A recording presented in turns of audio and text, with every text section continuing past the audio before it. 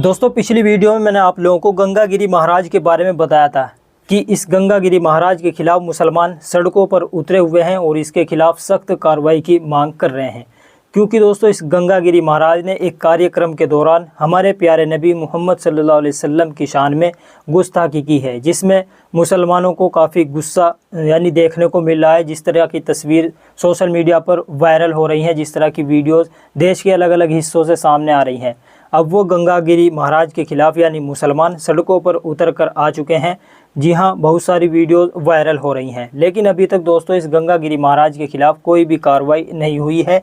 ऐसा कोई भी अपडेट, ऐसी कोई भी खबर हमारे सामने नहीं आई है कि महाराष्ट्र पुलिस ने या फिर औरंगाबाद पुलिस ने इसके खिलाफ कोई एक्शन लिया हो। ऐसी कोई भी खबर हमारे सामने नहीं आई है।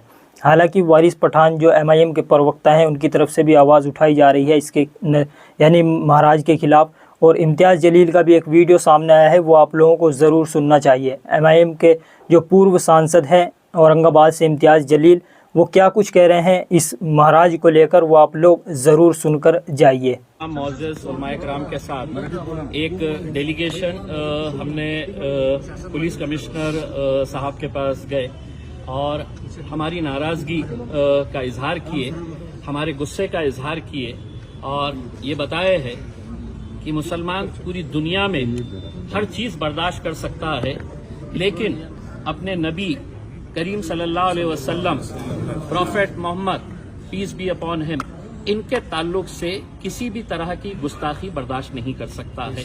और बार बार ये बातें सामने आ रही है, जिस खुले तौर के ऊपर ये जो अपने आप को महान महात्मा और गुरु कह रहे हैं, उन्होंने अपने प्रवचन के दौरान ये नहीं कहा कि उनके धर्म के अंदर क्या अच्छा है, बल्कि मुसलमानों का इस्लाम किस तरीके से खराब है करके ये प्रवचन वो दे रहे थे, जो उनका काम नहीं है। आप अपनी अच्छाइयां बताइएगा।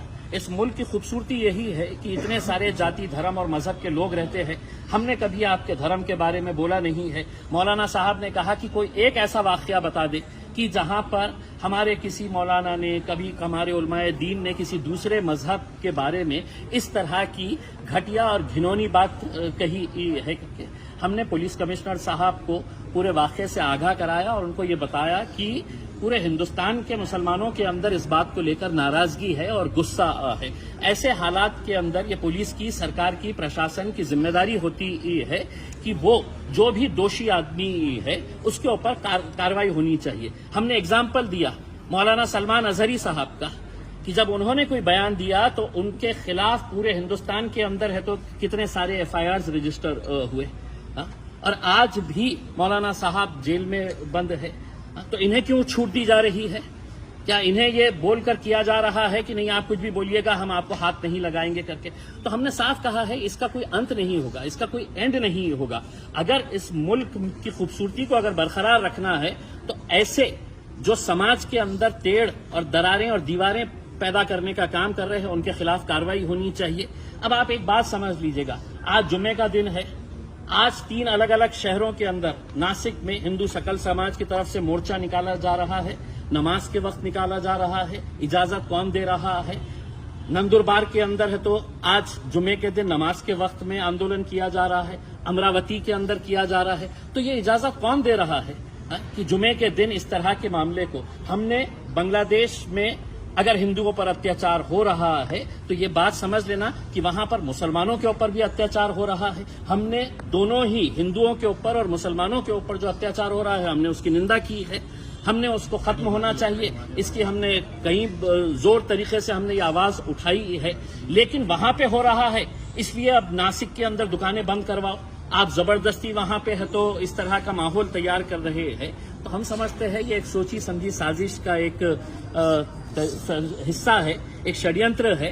और हम तमाम नौजवानों से ये अपील करना चाहेंगे, खास तौर से आपका गुस्सा जायज है, हम इस मुद्दे के ऊपर किसी तरह का कोई कॉम्प्रोमाइज बर्दाश्त नहीं करेंगे। दुनिया का मुसलमान नहीं बर्दाश्त कर सकता है अपने नबी के खिलाफ, लेकिन कहीं ऐसा ना हो जाए कि हम उनकी साजिशों का शिकार हो जाए। वो साजिश रच इसीलिए रहे है कि आप सड़कों के ऊपर आए, आपने कहीं ना कहीं से आप शुरुआत करें। तो मैं तमाम नौजवानों से अपील करना चाहूंगा कि आपके गुस्से को काबू में रखते हुए हमारे उलमाए दीन जो भी हमें फैसला देंगे हम उसको कबूल करेंगे, उसको मानेंगे, इनका जो भी फैसला होगा और इनकी रहनुमाई के अंदर हमें आगे जो भी करना है हम करेंगे। आज इस ताल्लुक से सतारा के अंदर एफआईआर रजिस्टर हो चुकी है, सतारा पुलिस स्टेशन के अंदर। जहां जहां पर भी एफआईआर रजिस्टर होगी, सुप्रीम कोर्ट का गाइडलाइंस है कि इनको सबको क्लब किया जाता है और वो क्लब करके हमने ये कहा है किसी एक पुलिस स्टेशन में भी एफआईआर रजिस्टर हो गई है, इनको क्लब करके आप उसके ऊपर कार्रवाई करनी चाहिए। दूसरा हमने एक मेमोरेंडम ये दिए है कि कई महीनों से ऐसे वेबसाइट चलाए जा रहे हैं जो इस्लाम के बिल्कुल खिलाफ है। इतनी घटिया और घिनौनी बातें तस्वीरों के साथ वहां पर हमने वो पूरे वेबसाइट की डिटेल्स दिए हैं।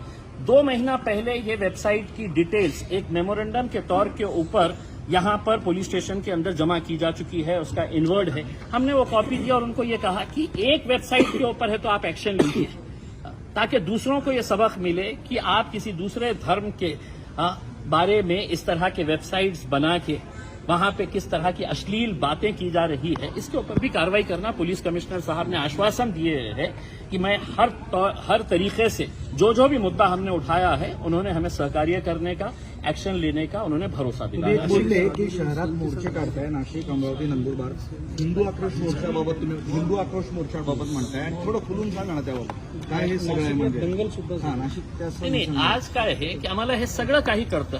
मला काही फ्रायडेच्या दिवशी काही आंदोलन करायचं आहे तर हेच पोलीसवाले मला सांगायचे की नाही, फ्रायडेला आम्ही तुम्हाला परवानगी देऊ शकत नाही। मग कोणत्या आधारावर तुम्ही अशा प्रकारचे आंदोलनाला परवानगी देत आहे? कोणत्या म्हणजे काय आहे, काय मुद्दा काय आहे की बांगलादेशमध्ये आम्ही निंदा केली ना, आम्ही त्याचा विरोध करत आहे ना, पण बळजबरीने असा हिंदू सकल समाजच्या नावाने ते नितेश राणे दर पुरा शहरमध्ये घुमून कोणकोणत्या शहरामध्ये जाऊन ते कशा प्रक्षोभक भाषणं देत आहे। मग त्याच्यासाठी नियम नाही आहे का? कोणी सोडले त्याला असं प्रकारचं प्रक्षोभक भाषणं देणं? त्याच्यावर कारवाई करा ना, आणि नाही केली तर आमच्या तोंडात पण जीभ आहे ना, आम्ही बोलू शकतो। तुम्ही 1 मिनिट नाही लावणार आमच्या विरोधात केस रजिस्टर करायला। मग नियम सगळ्यांसाठी बरोबर असेल तर त्यांच्यावर तुम्ही कारवाई करत नसेल तर इम्तियाज अलीला तुम्ही का थांबवते? आमची अपेक्षा हेच आहे की पोलिसांनी लवकरात लवकर या माणसाच्या विरोधात कारवाई करावी। आम्हाला सांगण्यात आलेलं आहे की मुख्यमंत्री साहेब आज नाशिकमध्ये सभा घेत आहे। त्या नाशिकमध्ये जे प्रकरण घडलेलं आहे, तुम्ही तुमच्या राजनैतिक स्वार्थासाठी काहीही करणार, म्हणजे सामान्य लोकांना तुम्ही याच्यामध्ये अडकवण्याचा प्रयत्न करत आहे, हे खूप दुर्दैव आहे मला। सर, अभी आप निवेदन दे रहे थे कि मुख्यमंत्री वही महाराष्ट्र सिंगर में सत्कार कर रहे हैं, तो आपको लगता नहीं कि इसके अंदर राजनीति हो रही? देखिए, अब लोग बहुत होशियार हो चुके हैं, लोगों को बहुत अच्छे तरीके से समझ में आता है कि क्या इसके पीछे का क्या क्या खेल नजर आ रहा है। हम तो औरंगाबाद की आवाम का तहे दिल से शुक्रिया अदा करना चाहते हैं कि आज वो लोग भी इस बात को अच्छी तरीके से समझ रहे हैं कि इसके पीछे क्या साजिशें रची जा रही है और किस तरीके से हमें उसका निशाना बनाया जा रहा है, हमारे साथ खेला जा रहा है करके। उसमें कानूनी तौर के ऊपर जो भी लड़ाई रहेगी हम वो पूरी तरीके से लड़ाई लड़ेंगे।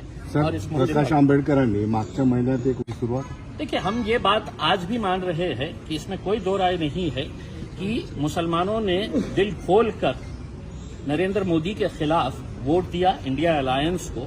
और ये जो हुकूमत आज बैठी हुई है सरकार, वो अच्छी तरह से जानती है कि लाडली बहन कर लो, लाडली भाई कर लो, लाडले पप्पा कर लो, लाडले अम्मी कर लो, उनको पैसा देने के बावजूद भी वो सत्ता में नहीं आ सकते हैं। अगर उन्हें सत्ता में आना है तो कहीं न कहीं माहौल खराब करना और उसी की साजिश का ही नतीजा है।